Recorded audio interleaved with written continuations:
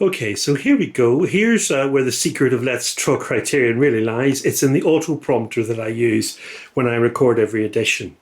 So you've probably gathered, to be able to go at that rate with all that information, I can't do it off the top of my head. Although a lot of it's scripted off the top of my head when I write it down, I can't recall it at that speed and at that accuracy. So everything is literally on this auto prompter. And I have a remote control that I can use to start and stop the auto prompter if I lose my space or lose my place where I'm talking. So if I go to the back, you'll see it's actually quite a clever unit. It's on a tripod, and the camera is here in this particular housing. You've got this black cloth which brings all the light out of the way, and as you can see, because it's a glass screen, I can see the camera screen through the screen because I turn the screen of the camera around, and then if I come around this side, you'll see that I can actually see myself on the screen. So I know when I'm looking up or when I'm looking down. And then I just literally start the remote control. I haven't got it to hand now, so I just press the start button here and it starts the auto prompter. And I can then adjust the speed of the auto prompter, and the arrow is where I literally read each line. And obviously I can go faster and slower as I choose to. This tends to be my normal speed of delivery. So an example would be I just read a little bit now. But as first, some news about the UK. As many collectors here will have noticed, there has been a decline in new titled releases and a somewhat scattergun approach to Blu-rays being released, largely already available in the US collection for some time. Recent examples being Fists in the Pocket, The Kid, and Smooth Talk. So as you can see, it goes at the speed that I would deliver it vocally, and that really suits. And I have practice because there is a technique involved in using an auto prompt. If you speak to any newsreader, they'll tell you it's a technique you have to learn. And obviously it's a technique I've developed over the last couple of years as I presented Let's Talk Criterion. But it does make the program quite slick. And it makes it that I do make mistakes. Everyone makes mistakes, but of course you never see those because I edit those out. So that's the auto prompt. It's just an iPad, and there's some software on there called Teleprompter. As I say, I don't have the remote control immediately to hand, but I use that in my left hand, which is out of camera, and to stop, slow down, or stop indeed, or reset the auto prompter if I need to. So that is basically how Let's Talk Criterion is filmed, really. And obviously I got my backdrop behind me of the current Criterion releases here. There's Pasolini, and obviously what come out sort of in the last month, and my Criterion wall behind me there that you see on the videos. Now the other part of Let's Talk Criterion is the edit, and that can take considerable time because obviously I've got the filmed version of me presenting the edition, but on top of that there's all the pictures, the titles, and everything else, the music and everything else that encompasses the edition. So I'm going to go through the editing process like a whistle-stop tour now. Now I use an editing software called Vegas Pro. What Vegas Pro does is gives you a very professional timeline approach to editing, which means you can drop anything at all on the timeline: video content, pictures, sound, images, transitions, filters, everything. It's a one-stop shop. So it allows me very quickly to edit a sequence that I've recorded, add the pictures from the film, put titles in, and just make up the final video. So what I've got here is the music for the overlay, which I haven't completed yet, for the opening sequence where you see the pictures change on the screen, the opening of Let's Talk Criterion. And I picked some new music called Wings, which is library music, written by a gentleman here called Nikolai Haidas. I used it for the first time on the Pasolini 101 video. Now, the timeline, if I click on any part of it, shows me the section that I'm looking at. So here, for instance, we have my like and subscribe, and I can quickly lose me, just the overlay like and subscribe. And if I scrub back and forward over this, I can actually see me talking, as you can see, it appearing on the screen. This is the image for the flag, which again, any one of these things I can isolate quite easily. As you can see, the image for the cover art, the image for the flag, and they're literally overlays. So the transparencies, as they're called, and what that allows you to do is make up a final image. And then when I want to cut to where I made a mistake or something, I would do it here. So here's an example of what we call a J cut. As you can see, it's cutting, and I usually put an image there a little bit before that cut, so it doesn't sort of jar the viewer too much when I switch over.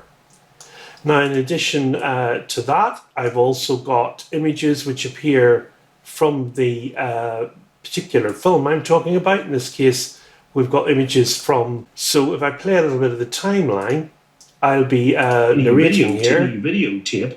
Junye layers slices of everyday life with black and white archival bits about faith.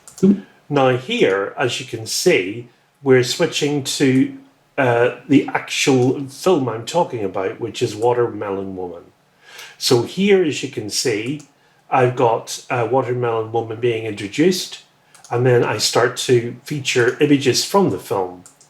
Now, I do sometimes download them from the Criterion library, but I've particularly been talking about other queer films. I'm using those images from those movies to illustrate as I'm speaking, what I call listing them.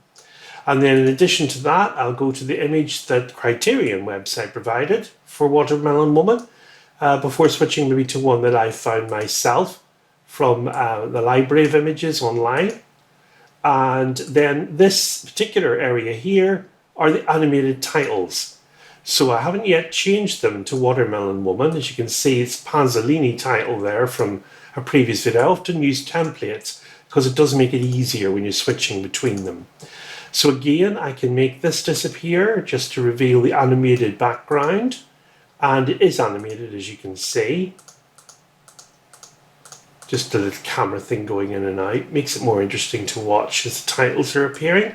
And then at any time, of course, I can bring that out and bring me in, because it's literally over the top of me speaking, but you don't see the video of me speaking until I choose to let you, which is at this point here. So as you can see, what we're having here is I'm ending up talking finally about the film before moving on to the next one. And as I finish speaking,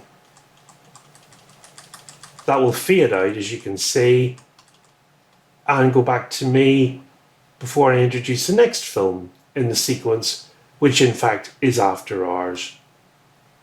Now, what I haven't finished doing here is the panning and scanning of the images, but it's very easy with this software to pan and scan. Let me give you an example.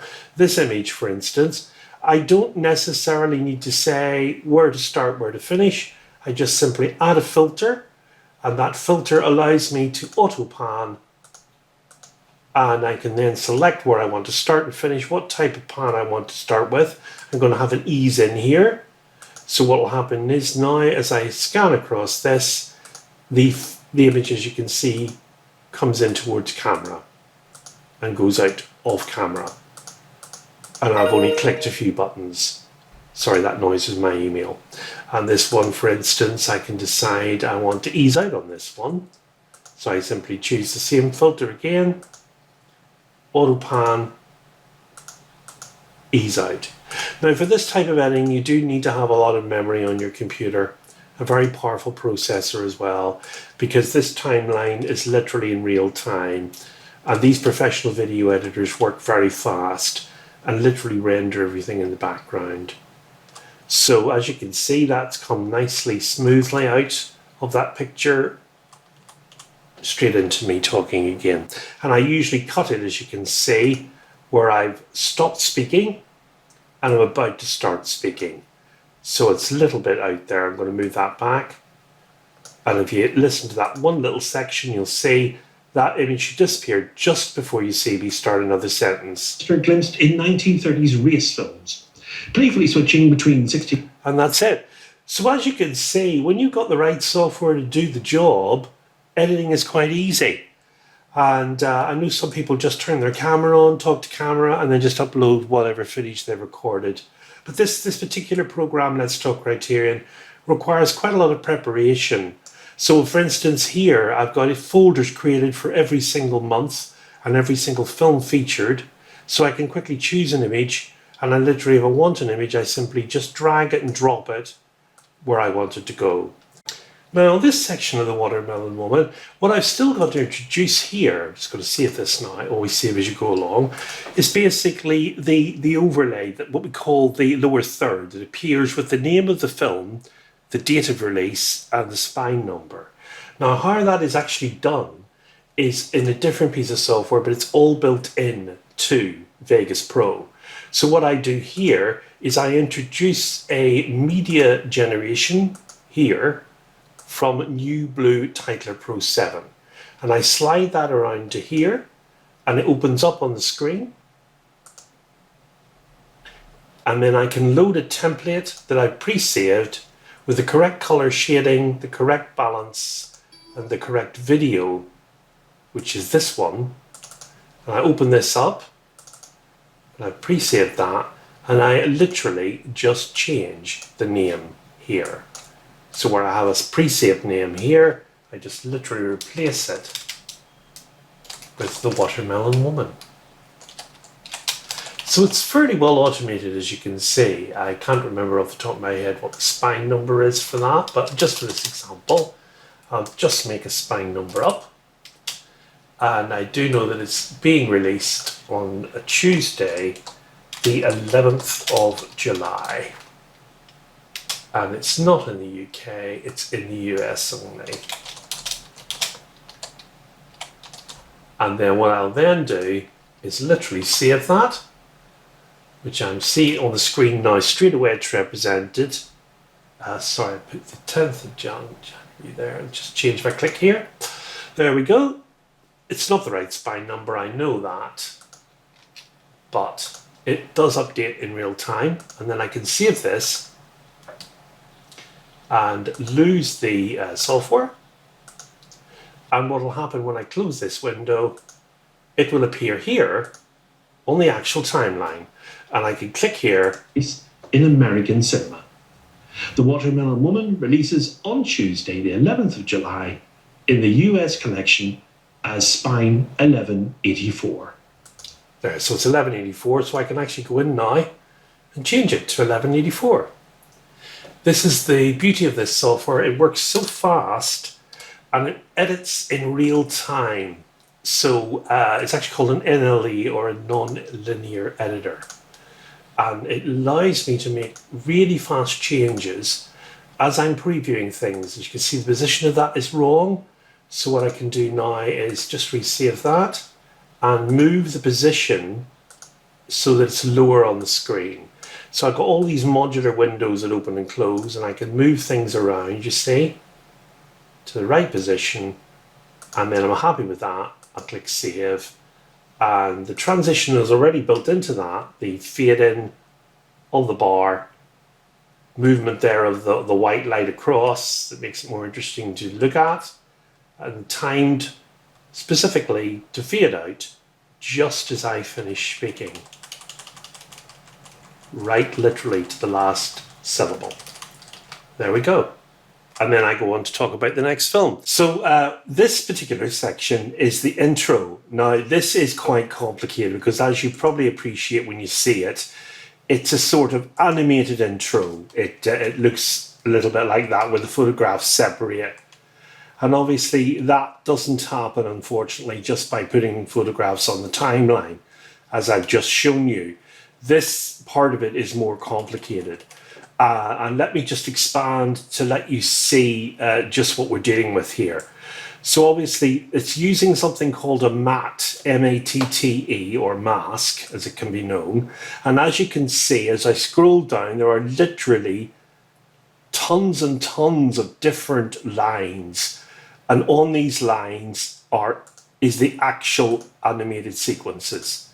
So it basically starts off right back here with plain white. It's right at the bottom here. Can you see? Right at the bottom. That's the music there.